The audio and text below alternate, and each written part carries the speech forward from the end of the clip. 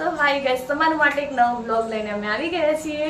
દિવસે શરૂઆત કરી દઈએ. બધાને ગુડ મોર્નિંગ, જય માતાજી. કેમ છો તમે બધા? હોપ કે તમે મજામાં હશો. તમને એવું લાગતું હશે કે આજે આ લોકો એક્સરસાઇઝ નહીં કરે. આહા, તમે ભૂલ્યા છો. આજ ડે 2 અમારો થઈ ગયો છે આજે. એટલે કે જોઈએ આજનો દિવસ કેવો જાય છે. કેમ કે રાતે હું 1 વાગે તમારું એડિટિંગ પત્યું છે અને રાતે 3:30 વાગે સુધી, તો 5:30 ઉઠીને હું નવો બ્લોગ લઈને આવી ગઈ છું. અને હા, તમે વિચારતા ધરતી ગયા છે એને આપણે તો ખેંચવી જ પડશે. તો એ ધરતીને હું ઉઠાડીને લઈ આવી છું અને આજે ડે અમારો 2 છે. મને તો બહુ નીંદ આવે છે. નીંદ આવે છે? અરે એવું ના ચાલે, એક્સરસાઇઝ તો કરવી જ પડે ને. So guys, start. એક્સરસાઇઝ અમે કરી રહીએ, વિડીયોમાં તમે બને રહેજો. સો ગાઈસ, અમારી એક્સરસાઇઝ પતી ગઈ છે અને આજે તો ધરતીને બહુ થાક લાગી ગયો. કાલનો એક્સરસાઇઝ કરવામાં આજે આળસ દેખાઈ રહ્યું છે ને. થાક લાગ્યો ને બહુ, કેમ કે હું તો કરું છું 10-15 દિવસથી એકલી કરતી હતી ઘરે. તારા માટે નવું છે એટલે. અને બહુ ગરમી લાગી તો કુલરની હવા ખાઈએ છે અત્યારે. અને 7 વાગી ગયા છે અને બસ હવે ચા નાસ્તો બનાવો છે. હવે મયંકને ઉઠાડીએ અમે. ઓય મયંક, ઉઠો મયંક. તો ગાઈસ, એ ઉઠે એટલે ચા નાસ્તો બને, પછી ચા પી લઈએ અને ધરતી જાય એના જોબ ઉપર, મયંક જાય દુકાને, અને પછી આપણે વિડીયોમાં કન્ટિન્યુ કરીએ. બને રહેજો મારા બ્લોગમાં.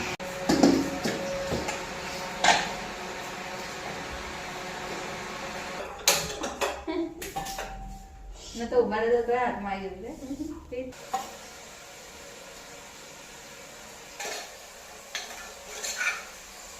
ગાઈસ, હવે ચા નાસ્તો કરવા બેસી ગયા છે. હવારે ઉઠતા જ ફોન જ જોવાના આવે.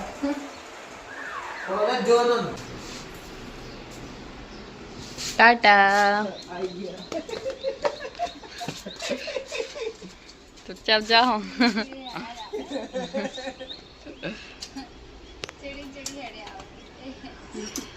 છેડો થોડી મેકવાનો.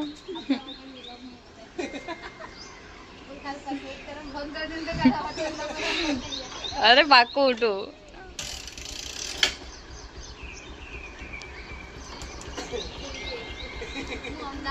હી હી હી. ટાટા, જય અંબે.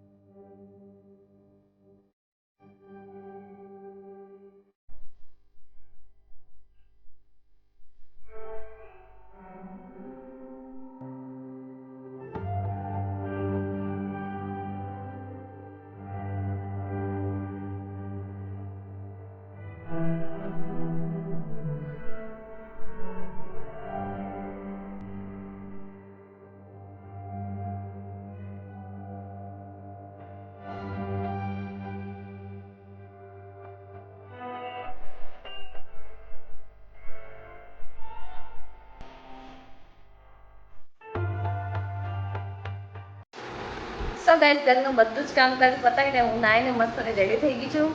અને 10 વાગી ગયા છે અત્યારે. અને જમવાનું તો હજી 12 વાગે હું બનાવીશ, કેમ કે મયંક આવે 1 વાગે. ત્યાં સુધી તમારું ખાવું બની જશે. એટલે મારે અત્યારે જવું છે શાક લેવા માટે. સો મારા વિડીયોમાં તમે એન્ડ સુધી બને રહેજો.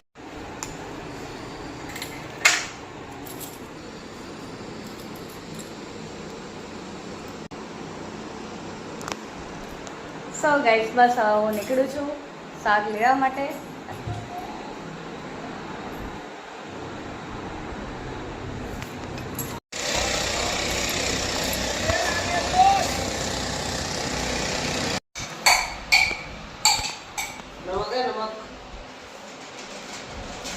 तेरे में नमक है.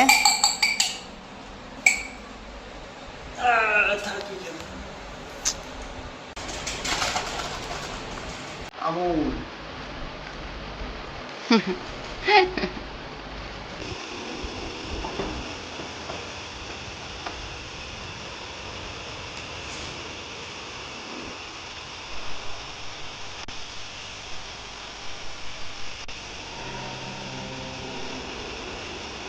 સો ગાઈસ બસ હમણાં હું 4 વાગે ઉઠીને પછી મેં બનાવી ચા અને મયંક મેં બંને ચા પીધી. પછી એક ગયા દુકાને. મેં કીધું ત્યારે ઉઠી હતી, મેં કીધું બપોર વાસણ ધોવા રહી ગયા હતા.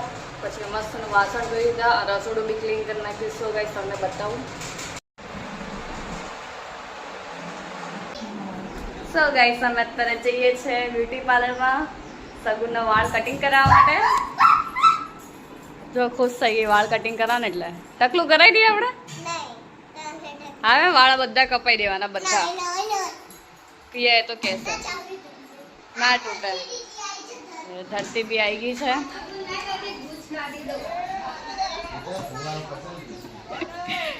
સગુનને ટકલું કરાવવા જવાનું છે. હા એને વાળ કટિંગ કરવા જવાનું. ના ના અરે મસ્ત એ બેબી કટ વાળ કપાના મસ્ત આવે. પિયા જેવા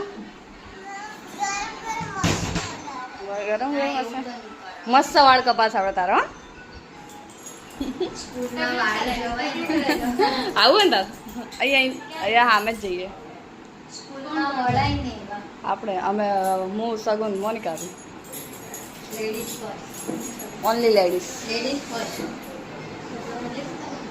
હા બદલી દે કપડા.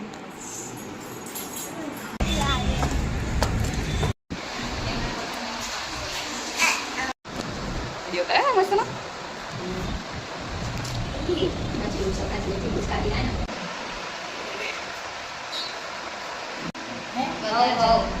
પોની વળી જાય એ પોની થઈ જાય.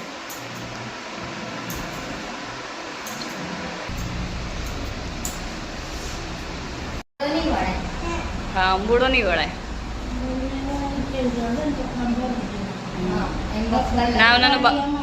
નાનું બક્કર લઈ આવશો તમે.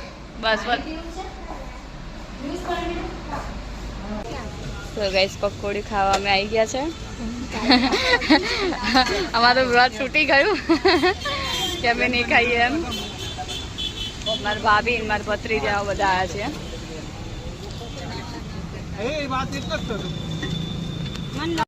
તો ગાઈસ સરસ મજાની મિક્સ દાળ ને ભાખરી બનાવી દીધી છે અને અમે બંને જમવા બેસી ગયા છે.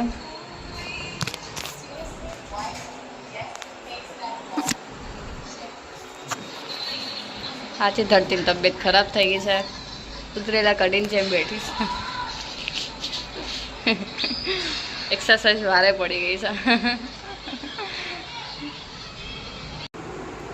સો ગાઈસ જમીન હવે એકદમ ફ્રી થઈ ગયા છે. ઘરનું બધું જ કામકાજ પતાવી દીધું છે અને આજે તો આટો મારવાનો પ્રોગ્રામ કેન્સલ થઈ ગયો કેમ કે ધરતીની તબિયત ખરાબ થઈ ગઈ છે. એટલે આજ તે વહેલા સૂઈ ગઈ અને એક્સરસાઇઝ એને બહુ ભારે પડી કેમ કે એ કરતી નહીં અને હું તો હમણાંથી 1 મહિનાથી કરતી જ હતી એક્સરસાઇઝ કેમ કે એને જોબ ઉપર જવાનું એટલે થાકી જાય.